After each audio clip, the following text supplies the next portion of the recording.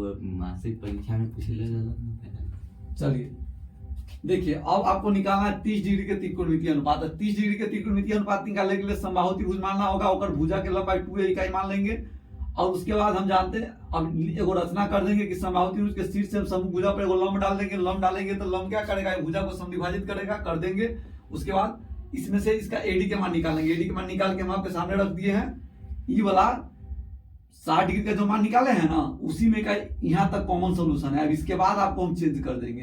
अब हम कोण ए के हिसाब से काम करेंगे, अहि त्रिभुज में काम करेंगे, एबीएडी में। दोनों में से कोनो एगो में कर सकते हैं, में कर सकते हैं, चाहे में। तो हम एक एगो में करके आपको सिखा रहे हैं। आपको सिखाने से मतलब है ना, चाहे अहि में भी काम करके आप निकाल सकते हैं, कोई दिक्कत नहीं है। तो अहि में जब अहि कोण के हिसाब से जब ये हम काम करेंगे तो ई हो जाएगा मेरा आधार, ई वाला हो जाएगा लंब, ई वाला हो जाएगा कर्ण। की ई कोण थीटा रहेगा तो ये आधार है ना होगा, आई वाला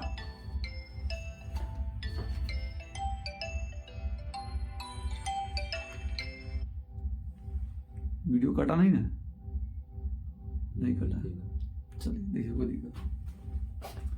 तो आई कोण के हिसाब से हम काम करेंगे तो ये आधार हो जाएगा, ये वाला लंब, ये वाला कर्ण। आप लोगों को ना पहले के दिन वीडियो में समझाए थे कि अगर ऐसे त्रिभुज रहेगा, ठीक है, हम और जगह थीटा लेके काम करेंगे तो ये हो गया आधार, ये वाला हो गया लंब। अगर ये फोटो ऐसे है, हम और के थीटा के हिसाब से काम करेंगे, आई कोण के हिसाब से, तो ये मेरा आधार हो जाएगा, ये मेरा लंब हो जाएगा। समझाए हुए है ना जी? याद आ रहा है कुछ? चलिए ठीक, याद आ रहा है तब हमको समझाने में सुविधा होगा। नहीं याद आता तब बलजोड़ी समझाना पड़ता। फिर एक बार और देखिए ध्यान से, आपको मान निकालना है कौन चीज के, साइन 30 डिग्री के। सबसे पहले तो केकरा हिसाब से, और कोण के हिसाब से। तो साइन 30 डिग्री में ये लंब, आई वाला कर्ण, कर्ण चेंज नहीं होगा। तो लंब के मान हो जाएगा BD और कर्ण के मान हो जाएगा AB।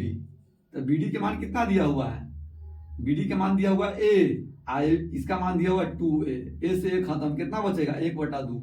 साइन 30 के मान 1/2 ना होता है। तो आपका जवाब एकदम सही कि हाँ ये होता है। अब cos 30 के मान निकालना है। तो cos 30 डिग्री के लिए तो ई वाला आधार के मान हुआ, आई वाला कर्ण के, तो मान हो जाएगा AB और AB नहीं AD और बटा में AB, AD और बटा में AB।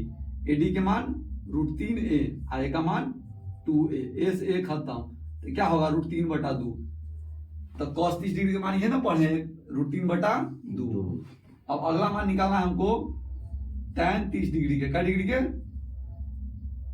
tan 30 डिग्री के। तो tan 30 डिग्री का मान क्या होता है? तो आपका क्वेश्चन होगा सर tan 30 डिग्री का मान हो हमको निकालना है, तो इसके लिए हम लेंगे लंब और बटा में आधार। तो लंब के मान क्या है BD, आधार के मान है AD।